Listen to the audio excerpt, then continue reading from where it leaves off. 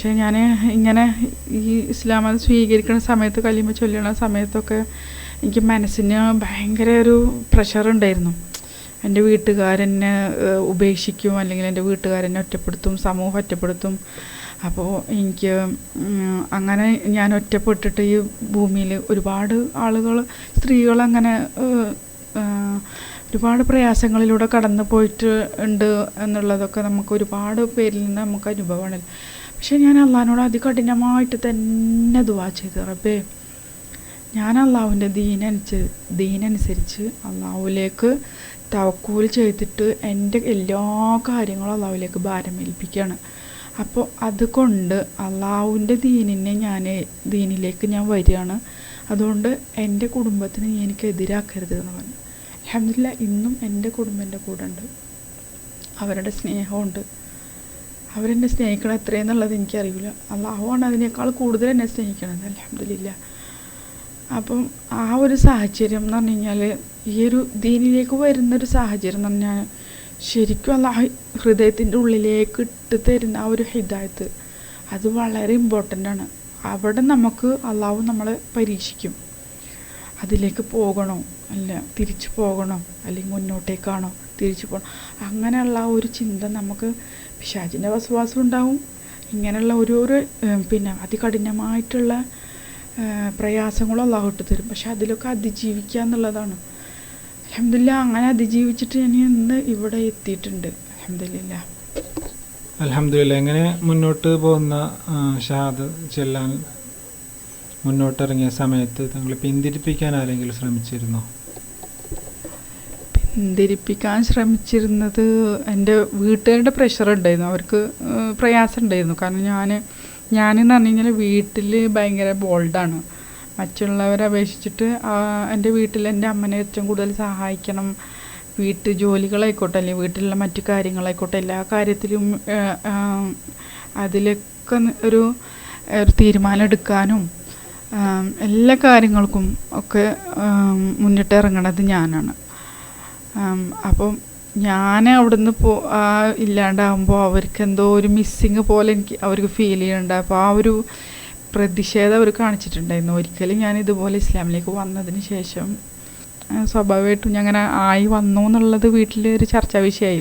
തർബിയത്തിൽ പോയി അവിടെ ഒരു മാസം കഴിഞ്ഞപ്പോൾ ഞാൻ വീട്ടിൽ വിളിച്ചിട്ട് പറഞ്ഞു, ഞാനിങ്ങനെ ഖുർആൻ പഠിക്കാൻ വേണ്ടിയിട്ട് 2 മാസത്തിന് ഇങ്ങനെ ഒരു സ്ഥാപനത്തിൽ നിൽക്കുകയാണ് എന്ന് പറഞ്ഞപ്പം എൻ്റെ ചേച്ചി ശരിക്കും അവൾ 8-ാം മാസം ഗർഭിണിയായിരുന്നു. നല്ല ചീത്തയൊക്കെ പറഞ്ഞവൾ എന്നെ കുറേ ചേർത്ത് പറഞ്ഞ്, എനിക്ക് കൂടുതൽ സ്വാതന്ത്ര്യം തന്നപ്പോൾ നീ ഞങ്ങളെ കൂടുതൽ പ്രയാസത്തിലാക്കണമെന്നൊക്കെ പറഞ്ഞ് അവൾ കുറേ പറഞ്ഞ് ദേഷ്യം പിടിച്ച്. അമ്മ ഒന്ന് സംസാരിച്ചു, അമ്മക്ക് വിഷമായി. അച്ഛനോട് സംസാരിച്ചപ്പോൾ അച്ഛൻ വേഗം ഫോൺ അമ്മ കൊടുത്തു. അമ്മനോട് സംസാരിച്ചപ്പോൾ അമ്മക്ക് പിന്നെ ഒന്നും പറയാൻ പറ്റില്ല. അമ്മ വിഷമായിട്ട് കരഞ്ഞിട്ട് ഇവള് ഫോൺ വാങ്ങി എന്നെ കുറേ ചീത്ത പറഞ്ഞു. അങ്ങനെയൊക്കെ ഒരു സാഹചര്യത്തിൽ നിൽക്കുകയായിരുന്നു. അപ്പോൾ പിന്നെ ഞാൻ രണ്ടും കലിപ്പിച്ചിട്ട് ഞാൻ അങ്ങോട്ടൊക്കെ വീട്ടിലേക്ക് പോയപ്പോൾ വീട്ടിൽ പിന്നെ അനിയനുണ്ട് എനിക്ക്. അച്ഛനും അനിയനും തമ്മിൽ ഭയങ്കര പ്രശ്നമായി.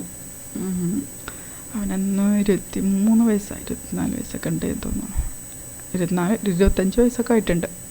അങ്ങനെ പ്രശ്നങ്ങളായി എന്നല്ല, ഭയങ്കര പ്രശ്നമായി. അടിയും പിടിയും ഒക്കെ ആയി. എൻ്റെ തലയിൽ അവർ തമ്മിൽ അടിപിടി കൂടിയപ്പോൾ എൻ്റെ തലയിൽ മുറിയായി. അങ്ങനത്തെ പ്രശ്നങ്ങളൊക്കെ വന്ന് അങ്ങനെ. അപ്പോൾ പിന്നെ ഒരു സാഹചര്യമാണ് പറയാനുള്ളൊരു സാഹചര്യമാണ്. തലയിൽ മുറിയായി ഇപ്പോൾ പിന്നെ ഞാൻ ഉറപ്പിച്ച്. അപ്പം ഞാൻ പറഞ്ഞു, അവനോട് തന്നെ പറഞ്ഞു, നീ എന്തിൽ നിന്നാണോ എന്നെ പിന്തിരിപ്പിക്കാൻ വേണ്ടിയിട്ട് ഇങ്ങനെയൊക്കെ ഇവിടെ പ്രയാസങ്ങൾ സൃഷ്ടിച്ചതെങ്കിൽ അതിന് പിന്തിരിയാൻ തയ്യാറല്ല. ഞാൻ എൻ്റെ റബ്ബിൻ്റെ മതം സ്വീകരിച്ചിരിക്കുന്നു. അതിന് നിനക്ക് ഇനി എൻ്റെ ഹൃദയത്തിന് മാറ്റാൻ പറ്റൂല എന്ന് അവനോട് തറപ്പിച്ച് പറഞ്ഞു. അതിനുശേഷം കഴിഞ്ഞിട്ട് ആ പ്രശ്നം നടന്നുകൊണ്ടിരിക്കണം 3-ാമത്തെ ദിവസം എൻ്റെ വീട്ടിൽ അമ്മയുടെ സഹോദരന്മാരൊക്കെ വന്നിട്ട് പറഞ്ഞു, ഇനി മുതൽ നീ കോഴിക്കോട് പോകാൻ പാടില്ല, നീ കോഴിക്കോട് പോയതിനെ കൊണ്ടാണ് ഇവിടെ ഇത്രയും അധികം പ്രശ്നങ്ങൾ ഉണ്ടായതെന്ന് പറഞ്ഞു. അപ്പം ഞാൻ അവരോട് ചോദിച്ചു, ഞാൻ 9 വർഷമായിട്ട് ഞാൻ കോഴിക്കോട് പോയിട്ട് കഷ്ടപ്പെടുന്നുണ്ട്. ഇതുവരെ ആരെങ്കിലും ഒന്ന് വന്നിട്ട് തിരിഞ്ഞു നോക്കിയോ, എൻ്റെ വീട്ടിൽ എന്താണ് കഷ്ടപ്പാട്, എന്താണ് പ്രയാസങ്ങൾ, മോളെ നീ അവിടെ പോയിട്ട് കഷ്ടപ്പെടണ്ട, അല്ലെങ്കിൽ എൻ്റെ വീട്ടിൽ പോയിട്ട് നിൻ്റെ വീട്ടിൽ നിനക്ക് സഹായത്തിനുള്ള കാര്യങ്ങളൊക്കെ ഞങ്ങൾ ചെയ്തു തരാമെന്ന് ആരെങ്കിലും പറഞ്ഞോ? ഇല്ലല്ലോ. എൻ്റെ വീടിന് വേണ്ടിയിട്ട് എൻ്റെ അമ്മനെ അച്ഛനെ എനിക്ക് സഹായിക്കണം, എൻ്റെ കുടുംബത്തിനെ സഹായിക്കണം എന്നുള്ള ഒരൊറ്റ നിയ്യത്ത് വെച്ചിട്ട് ഞാൻ അവിടെ നിന്ന് ഇറങ്ങിയിട്ടുള്ളൂ. വേറെ ദുരുദ്ദേശം വെച്ചിട്ട് ഇറങ്ങിയിട്ടില്ല. ഇപ്പോൾ അതല്ലെങ്കിൽ ഞാൻ വേറെ എന്തെങ്കിലും തിന്മകൾ ചെയ്തോ, അല്ല ആരെങ്കിലും കൂടെ പിന്നെ ഒളിച്ചോടി പോവോ, അതല്ലെങ്കിൽ ആരെയും സ്നേഹിച്ചിട്ട് അവരെ കൂടെ പോവാനൊക്കെ വാശി പിടിക്കുക, അങ്ങനെയൊന്നുമല്ലല്ലോ. ഇതാണ് സത്യം എന്ന് ഞാൻ വിശ്വസിച്ച് അതാണ് സത്യം എന്ന് ഞാൻ തിരിച്ചറിഞ്ഞ് അപ്പം അത് ഉൾക്കൊണ്ട് ജീവിക്കണം എന്ന് ഞാൻ ആഗ്രഹിക്കണം എന്ന് പറഞ്ഞു. അപ്പം പിന്നെ ഇനി നിങ്ങൾക്ക് എന്നെ എന്തെന്നെ ചെയ്ത് കഴിഞ്ഞാൽ നിങ്ങൾക്ക് എന്നെ തടയാൻ പറ്റില്ല. എനിക്ക് എൻ്റെ റബ്ബ് എൻ്റെ ഹൃദയത്തിൻ്റെ ഉള്ളിൽ ഇട്ടേക്ക് തന്നിട്ടുള്ള ആ ഒരു സത്യമാണത്. അതെനിക്ക് ഞാനെടുത്ത് കളഞ്ഞാൽ പോലും എനിക്ക് പറ്റില്ല, അത് അള്ളാഹുവിൻ്റെ അടുത്ത് കളയണം എന്ന് ഞാൻ പറഞ്ഞു കഴിഞ്ഞതിന് ശേഷം ഞാൻ അവിടെ പോയിട്ട് നിസ്കരിക്കാൻ ബാങ്ക് കൊടുത്തപ്പോൾ നിസ്കരിക്കണ സമയത്ത് എൻ്റെ അമ്മയുടെ അനിയൻ വന്നിട്ട് ഞാൻ നിസ്കരിക്കുന്ന സമയത്ത് എൻ്റെ മുന്നിൽ വന്നിട്ട് അവിടെ കൈകെട്ടി നിസ്കാരം ഇല്ലാണ്ടാക്കാൻ വേണ്ടിയിട്ട് കൈകെട്ടി നിൽക്കുക ചെയ്തു, വേറൊന്നും ചെയ്തില്ല. ഞാൻ സ്റ്റൂളിട്ടിട്ട്, കാര്യം തലയിൽ മുറിയിലതിനെ കൊണ്ട് സ്റ്റൂളിട്ടിട്ടാണ് നിസ്കരിക്കണത്.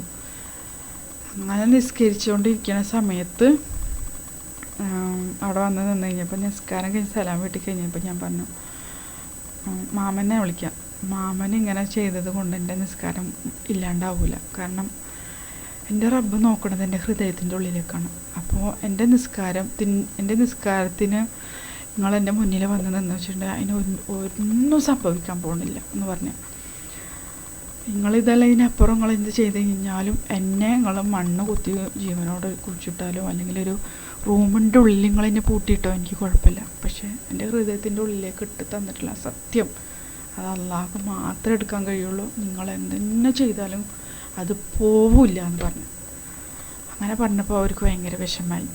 അപ്പം ഞാനങ്ങനെ ആ ഒരു തർക്കത്തിലുള്ള സംസാരിച്ചപ്പോൾ വിഷമമായി. അതിനുശേഷം എന്നോട് കുറേ കാലമായിട്ട് മിണ്ടലുണ്ടായില്ല. അപ്പം അടുത്തെങ്ങാനാണ് മിണ്ടാൻ തുടങ്ങിയത്. ഇതിലില്ല, അങ്ങനെ ഒരു പ്രശ്നം വന്നിട്ടുണ്ട്. പക്ഷെ ആ ഒരു റബ്ബിലുള്ള ഒരു തവക്കൂലാണ്. അള്ളാഹു നമുക്ക് ഇട്ട് തന്നിട്ട് ആ ഒരു കയറ്, അത് ബലവത്തായൊരു കയറാണ്. അതിൽ നമ്മൾ മുറുക്കെ പിടിച്ചു കഴിഞ്ഞാണല്ലോ അപ്പം അതിനേക്കാൾ കഠിനമായി പരീക്ഷിക്കൂട്ടാ, അത് വേറെ. ആ പരീക്ഷണത്തിലൊക്കെ അള്ളാഹുവിൻ്റെ ആ പരീക്ഷണത്തിലൊക്കെ നമ്മൾ വിജയിക്കുക എന്നുള്ളതാണ്. അതിലാണ് നമുക്ക് കിടക്കണ വിജയം, അവിടെയാണ് നമ്മൾ വിജയിക്കേണ്ടത്. അൽഹംദുലില്ലാഹ് ആ ഒരു അള്ളാഹുവിലുള്ള ഒരു തവക്കൂല് അത് നല്ല രീതിയിൽ എൻ്റെ ഹൃദയത്തിന് അള്ളാഹു വിശാലമാക്കിയിട്ടുണ്ട്. അള്ളാഹു തന്നിട്ടുള്ള ഒരു ഔദാര്യമാണ്, ഒരു കാരുണ്യമാണ്. അൽഹംദുലില്ലാഹ് അത് മരണം വരെ നിലനിൽക്കട്ടെ. ആമീൻ.